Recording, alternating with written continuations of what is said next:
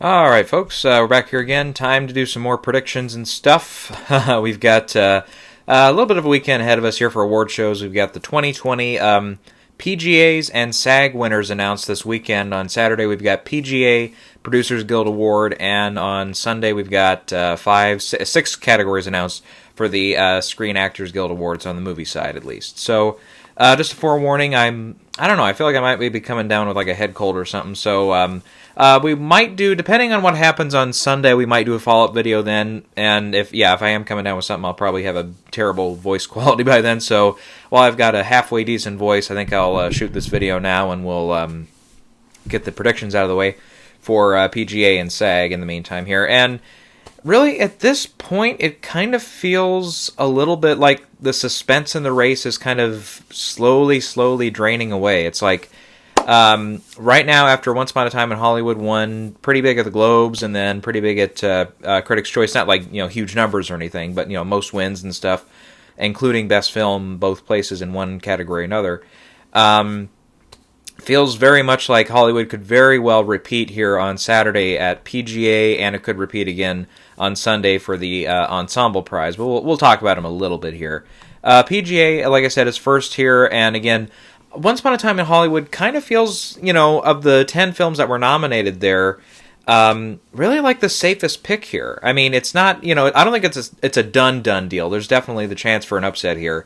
Much like last year, there was a little bit of debate going on. It's like, can Roma do it? I had picked A Star Is Born. That didn't work out. Some people were still picking The Favorite. Some people thought maybe Green Book had a shot. And that obviously, and then Green Book came back and won big. So, and that kind of kept it in the race for sure. And then obviously it went on at the Oscars, of course. But anyway, so...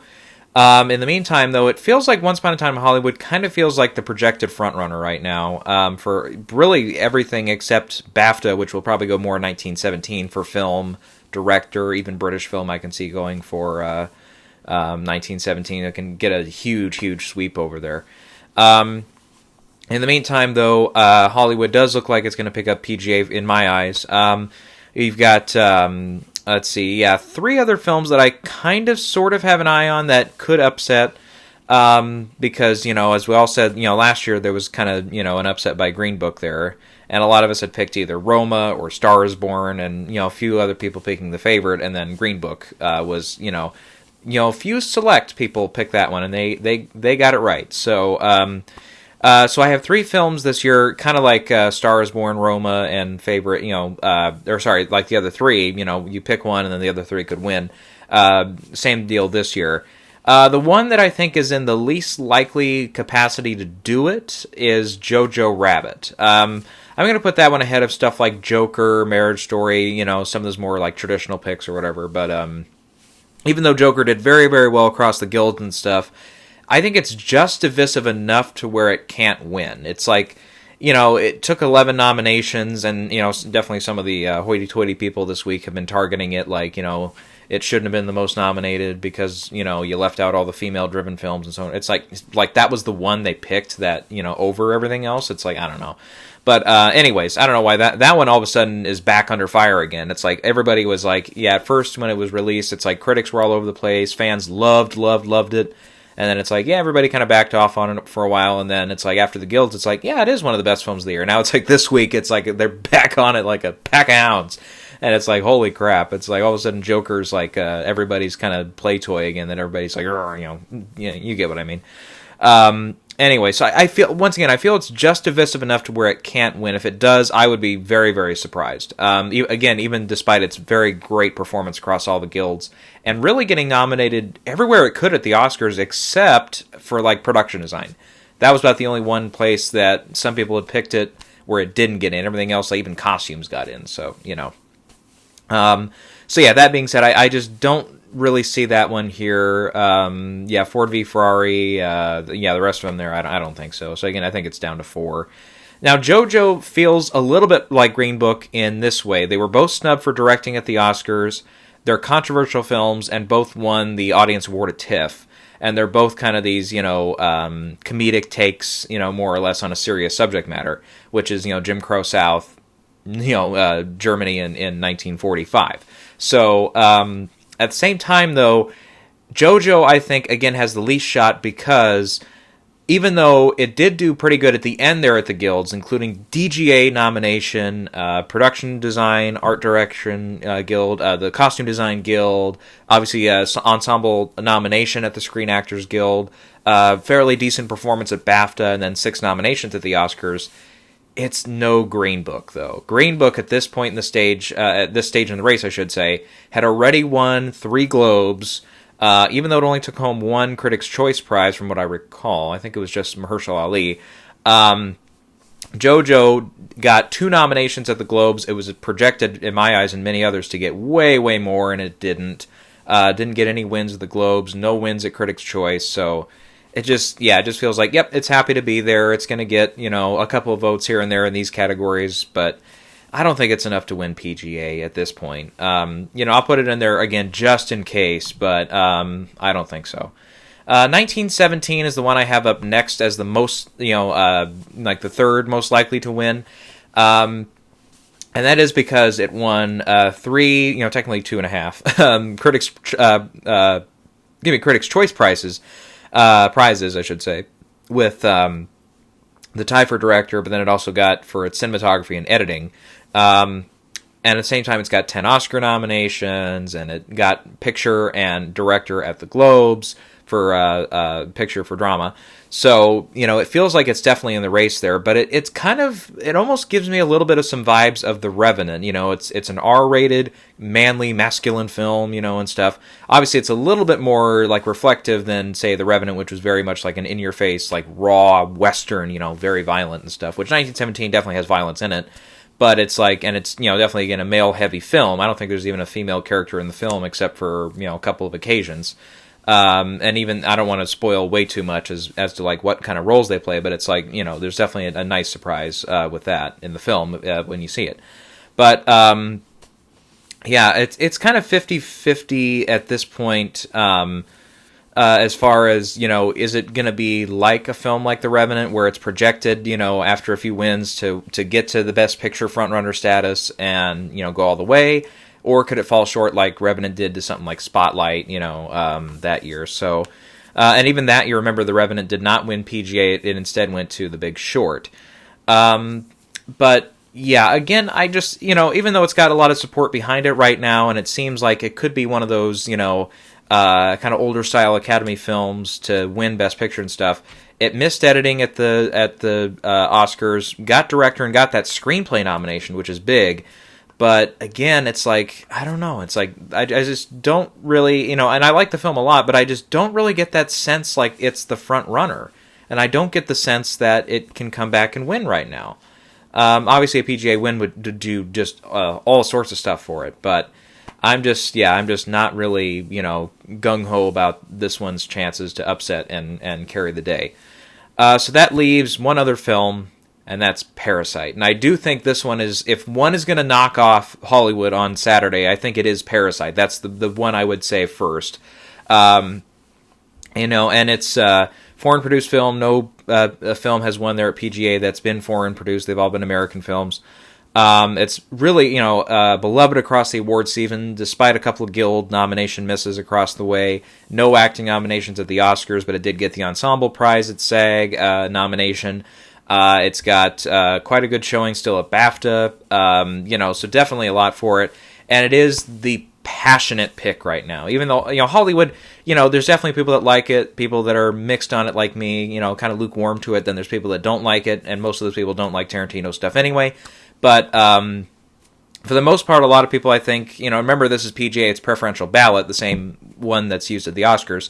So, you've got people that pick at number 1, then a good chunk of people are going to put it 2, 3, 4, and 5, probably. I don't see, that's probably in that range is where the most votes are. Then you'll see a couple 6, 7s, 8, 9s, a couple of them. I would personally, just on quality of the films across the board, if it was me voting on the 9 films, I would probably put Hollywood last, but but that's just because, again, I was kind of lukewarm on it. I didn't think it overall really, really worked as a film. It's like there were stretches of it that really worked, and then there were other stretches that didn't do it for me. But, but like I said, it's them voting, not me, and, like I said, there's definitely going to be people that do vote it low, but at the same time, I think there's definitely way more people that are going to go right in the middle of it. And then Parasite, I feel, yes, will have a strong number, of number one votes, both probably here at the Oscars as well. And it's definitely going to have, again, that passionate support. People that are crazy about the movie, people like me, I loved it too. But at the same time, again, it's kind of like with, maybe not the exact same equivalent of Roma, because Roma was very much like an artistic, pick. Whereas this one is more fun, a little more, I'm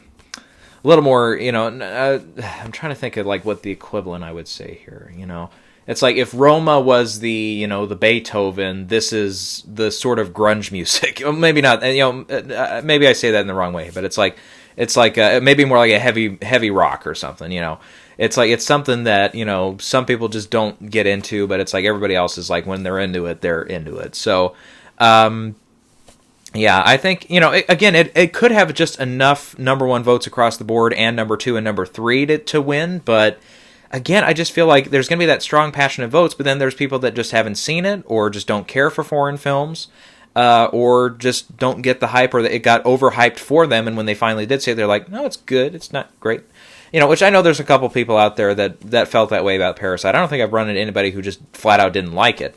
But there's definitely people I know that I've talked about it. They're like, oh, I'm like, I describe it, and then the last thing I say, I should say it up front, but it's like the last thing I tell them when I describe it is, oh, when it's in, a different language, and you have to read subtitles, like, oh, and it's like they don't want to, there's definitely people like that, but I think Bong Joon-ho said it best at the Globes. He's like, once you get over that little, however many centimeter big, words at the bottom of the screen, then you'll open yourself up to a whole bunch of great films and so on and so forth.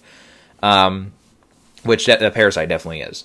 But again, I think there's going to be enough of those middling votes, those 5, 6, maybe even 7s for those who haven't seen it, or those who just don't care for it, or don't like foreign language films, or again, got to it too late.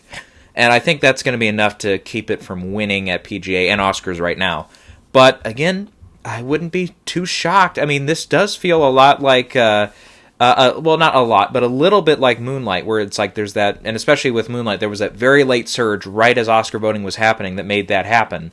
I think people have to get, if Parasite's really going to win at Best Picture at the Oscars, the voters and the people in general have to get bored with whatever the front runner is. We have to take, that year, La La Land was the front runner from the get-go, whereas, Hollywood, I don't think has that problem, because out front it's like, well, people thought Irishman was out front, then it was like Marriage Story, then it was like some people thought Once Upon a Time in Hollywood, then Parasite surged, and now it's like, okay, there really wasn't a clear front runner all the way through like La La Land here.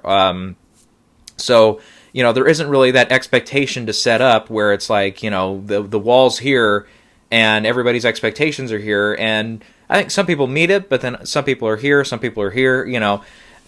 that, definitely opened up the lane for Moonlight there to just go and dominate that year, and totally surprise us. I just don't really see that scenario right now. It's like Once Upon a Time in Hollywood right now, I think, is just getting its edge on for that front runner status, and with the shortened schedule this year too, remember that's a big deal too. I think that is going to also play against Parasite and in favor of Once Upon a Time in Hollywood. And especially, too, if we do see something like 1917 take that status as well, that's a whole different dynamic, though, because, Moonlight opened in October and was there for a while, and it definitely, grew with the groundswell. Whereas, La La Land hit late, and it was like, yeah, it was a big deal for a couple weeks, and then everybody was like, it's blah blah land, and all that stuff. 1917 has really escaped that, I think. I think audiences are really, really loving it. The expectations are being met or exceeded. So that could be a totally different scenario if that one does win PGA. Again, like I said, I think it's going to do very well at BAFTA. It has no presence at SAG, which hurts a little bit. And then especially DGA is also going to be a big determinant there, and that's next weekend. If Sam Mendes can win DGA with a PGA win for 1917 and a strong BAFTA performance, it might be over. But again, I think there's enough mystery in that director category where we could see somebody like Bong Joon-ho win DGA, like he tied with Mendes at the Critics' Choice. Really, I think it's down to those two. I don't know if the guilds are going to go, the Triple Crown for Once Upon a Time in Hollywood, if they go PGA, DGA, SAG ensemble. I don't quite see that happening. I don't think Tarantino's got enough jet behind him to win over Bong Joon-ho and Sam Mendes right now. But yeah. So it's like, I know it's a little all over the place right now for that picture race, but I think, again, Parasite, it's got enough passion behind it that it could be enough to overcome Hollywood. But right now, like I said, I think Hollywood is, it's my official prediction here. I think it will win, and I think it's got, again, enough behind it that it's pretty locked in here. Okay, then for SAG, really quick, we'll get into that. It just kind of feels like we could have the same thing that we had 2 years ago, where it was, that year it was Allison Janney, and then it was Sam Rockwell, Frances McDormand, Gary Oldman, everywhere. And it's shaping up that way right now with Joaquin Phoenix, Renee Zellweger, Brad Pitt, Laura Dern. And I have all four of them winning on Sunday there, which really leaves the ensemble categories as the only ones that are, still have some mystery in them. But even that being said, I'm going to make a couple of quick cases here. I've kind of said it a little bit here in the past couple of weeks. I'm going to stick to it here just as a possibility, and I'm not officially predicting him, but Adam Driver could be a big surprise winner here at SAG. He could go, it kind of feels a little bit like a Denzel Washington in Fences kind of role, where it's like, it's a much more emotionally driven role, connecting with the audience the way that Fences did. Whereas, Gary Oldman was much more, again, like the physical transformation, which Joaquin's is. It's playing a famous known character, which Joaquin also is, even if it's not a real character, like Winston Churchill. A makeup is important in Darkest Hour, and it's important here in Joker. It's like, I see the comparisons there, definitely. And then, you look at it though too, it's like the year of Denzel winning, it was over Casey Affleck, and that was obviously a very strong performance too. And these two are definitely the strong performances in this category this year. I just feel like Adam Driver is one of those actors, he's been, he's kind of an up and coming, up until like probably the last year or so. And it's like now everybody pretty much knows who he is. He's done the big films, he's done the small films, he's done the medium films, obviously he was nominated last year across the board for BlacKkKlansman. And I think, he could be somebody that they pick here, kind of an outside choice. It's possible. But again, I would just say Joaquin is on such a roll right now, and it's like nobody is really, again, even how divisive his Joker is, it's not divisive enough to hurt him. So, I think Joaquin wins here.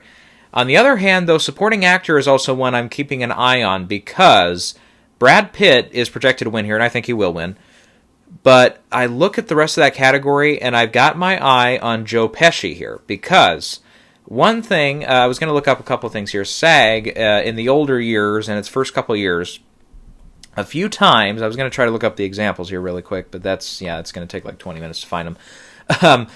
Sometimes they went for the big popular actors because it was a new show. They're like, well, before this actor kind of goes into retirement or whatever, or if we never see him get a kind of Oscar caliber role again, let's give him an award. That happened a few times in the late 90s there. So we could see that happen with Pesci, because remember, when Pesci won his Oscar for Goodfellas, when he was at the peak of his career, so to speak, more or less, SAG wasn't around, not the SAG Awards. So they could play some catch up here with Joe Pesci, and it is a way to award The Irishman, which I think otherwise has the potential to go 0 for 4, because Al Pacino is probably not going to win. The stunt ensemble, again, I don't think so, but that could be a consolation prize. Ensemble, I'm thinking more like Parasite or Once Upon a Time in Hollywood. I'm thinking that could otherwise go 0 for 4. So that's a way to give that something. And if Hollywood does win the ensemble prize, Brad Pitt's included there. So it's like he's already, got one there. So I can see that that's definitely something that could happen and surprise us late. And then from there, Pesci, I believe, did not win at BAFTA either, the year of Goodfellas, and I don't think he was even nominated for Raging Bull that year. I can look that up really quick, because I think he won. He didn't win at the Globe either that year for that, did he? No, yeah, he wasn't even nominated at BAFTA for Goodfellas. I forgot that. Yeah, he did win a prize though for newcomer for Raging Bulls, so I guess he was represented there in one way or another. But Yeah, but this is otherwise his first outright nomination at BAFTA. But again, I just don't know. Again, BAFTA, it's like it feels like they're probably going to go somebody like a Brad Pitt or, yeah, I think they probably go Brad Pitt there. They've given enough to Tony Hopkins and stuff. So, otherwise, because again, I don't think Once Upon a Time in Hollywood is going to have way as much luck as it will at BAFTA than it will everywhere else. I think it'll have that. It probably has that screenplay prize at BAFTA, and it probably has supporting actor for Brad Pitt. But other than that, I don't see too many wins. I can see him going across the tech categories, going for 1917. So like the production design category or costumes, some of those races that are in the mix for Hollywood at the Oscars and stuff. I see BAFTA going 1917 across the board there. Except costumes doesn't go there. Costumes they might pick. I don't know. They might go JoJo or something. I don't know. They might go something else, but it could be Hollywood there at BAFTA. But that's a ways off. But yeah, Pesci. He has that upset chance here at SAG on Sunday. But again, it's how much are they going to play makeup, or how much do they want to try to predict the Oscars? And I think again they're leaning more toward the latter there, and I think they will give it to Brad Pitt. So yeah, my pick for ensemble is also Once Upon a Time in Hollywood here. It's got a big cast full of superstars, and they really haven't gone that direction lately. It's like we've seen the more intimate casts win. Like, let's see, who won last year? The Black Panther won last year. That was pretty tight-knit cast, even though it had again a lot of stars in it. They've gone 3 Billboards, which did have that was a bigger cast, but it was a smaller film. Hidden Figures, which had a lot of stars in it, but again was pretty contained cast for the most part. Let's see here. Before that, Spotlight, which was pretty contained cast. Argo, King's Speech, stuff like that. So yeah, so Hollywood kind of feels like the first outright big cast winner in a while. Yeah, that one, and again, I think it's just because of the front runner status. It can go all the way there.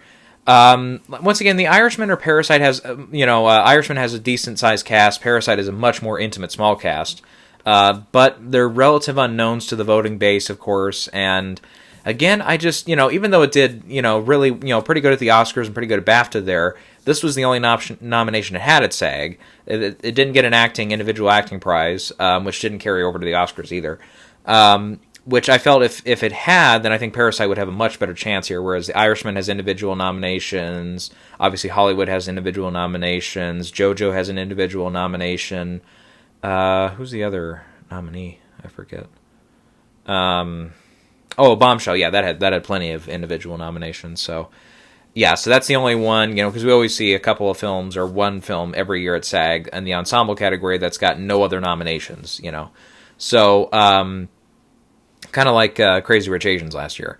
So they don't always go that way. So Parasite, I think, gets handicapped in that way, and it kind of gets, a couple check marks against it because of that. And then The Irishman, yeah, once again, it did take that ensemble prize at Critics' Choice, though. That's one thing that kind of made me say at the last minute, I don't know, it is a decent-sized cast. Again, it's if they want to give another one to Al Pacino, who's won before, or De Niro, who I believe has won before at SAG. Or did he? Maybe he hasn't. Well, I know he's got the honorary prize this year, so they'll take care of him there. But again, it's this could be a way to take care of Pesci if they're thinking Brad Pitt for supporting actor. So I get the argument here, but again, I just feel like Hollywood's going to win here. So then, really, I think even though there's a little bit of competitiveness here in the ensemble category, a couple of upset winners, the stunt ensemble category is probably the most competitive because you've got Ford v Ferrari and Avengers Endgame pretty much neck and neck there. Again, small chance that The Irishman wins there as a consolation prize if they can't pick it anywhere else. I don't see Joker winning there. And the fifth nominee, I forget. Whoever the hell it was.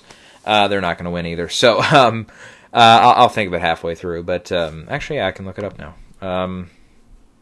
SAG film, there we go. I forget who it was. Irishman. Oh yeah, it was Hollywood. Yeah. No, I don't think Hollywood's going to win. I think they've got enough spots for it. Otherwise, I don't see that one winning just stunt and nothing else. No, that's not going to happen. but yeah, Ford v Ferrari and Avengers Endgame are pretty neck and neck here, because we've seen, obviously Black Panther won this category last year, so a Marvel film sets the precedent for that to win. Ford v Ferrari has the Best Picture nomination, though. And it's definitely, again, across the guilds, been definitely reflected way more with way more nominations than Endgame has. Which really, I think, in the guilds only scored like maybe a makeup category at the makeup guild, and then maybe like a fantasy costume design or something like that. It really didn't do very well across the guild. And then obviously the visual effects guild, they went for it. And it's probably ahead to win that effects heavy category at the visual effects guild. Otherwise, yeah, Avengers has really not, taken off at all this year, whereas Ferrari is in and got a nomination here otherwise at SAG with Christian Bale in lead actor. It's got a PGA nomination. It didn't get into DGA, but, otherwise it was in for Ace Eddie for editing, of course. The Sound Editors and Sound Mixers guilds gave it plenty of stuff, so, yeah. And then I think it did get one of those, like, costume or production design guilds. One of those it got a notice at. So yeah, it's otherwise been respected pretty well here in the guilds. Again, despite it not being a very likely Best Picture winner or anything, or chance to win too much outside of editing and the sound categories.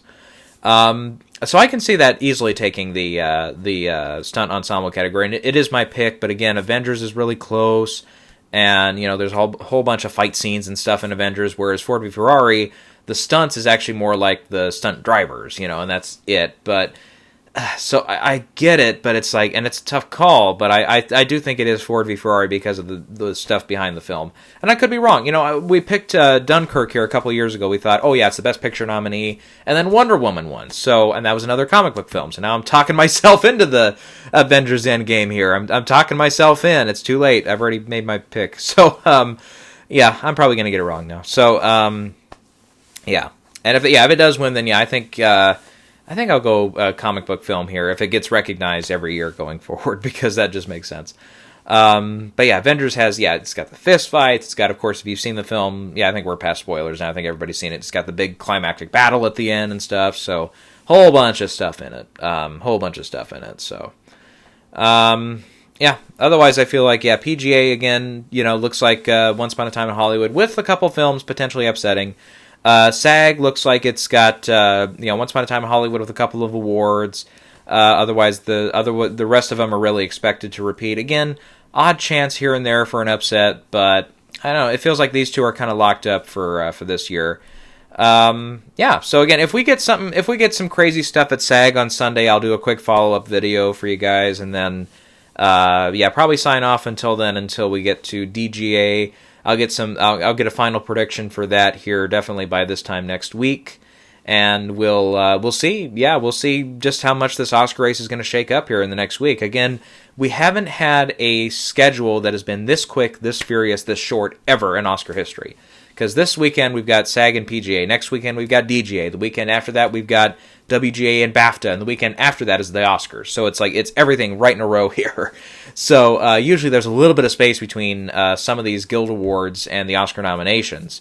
But not this year. No. It's a go type year. So that, and again, that kind of changes a lot of stuff. So again, I think that benefits definitely something like Once Upon a Time in Hollywood, which again has not really felt like this front runner until like right about now, like a solid front runner. There were people that picked it early and stuck with it, and then there were other people that, like me, at first picked Irishman. Then I went Marriage Story, and then some people went with Marriage Story. Some people went, Joker after it won Golden Lion, and then some people went with Parasite after it did so well. And then some people went back to Irishman after it opened well and did really well at the New York Film Festival. And then some people went with back to something else. Then some people went back to Hollywood, and then after nominations for this and that, then 1917 screen, and then some people picked 1917. It's just there really hasn't been for the probably the second or arguably third year in a row a solid front runner out front that has stuck through. Not like La La Land, no. Which, I think, for definitely when we're talking about competitiveness, in the categories and stuff, that makes it more fun. That makes it more enjoyable. More chances for people to, get something right when they pick a, bet on, a unlikely horse, so to speak. Whereas La La Land, it's like everybody jumped on the bandwagon early, and it's like, it was like, You know, so how many people would have been like, oh yeah, I got it right, but like 80 people around me did too. So, all right. So yeah, once again, I might be back Sunday if there's any big surprises. If there are, we'll talk about them. If not, then we will catch you guys before the DGA win is announced, and we'll get a final prediction for that. Stop video.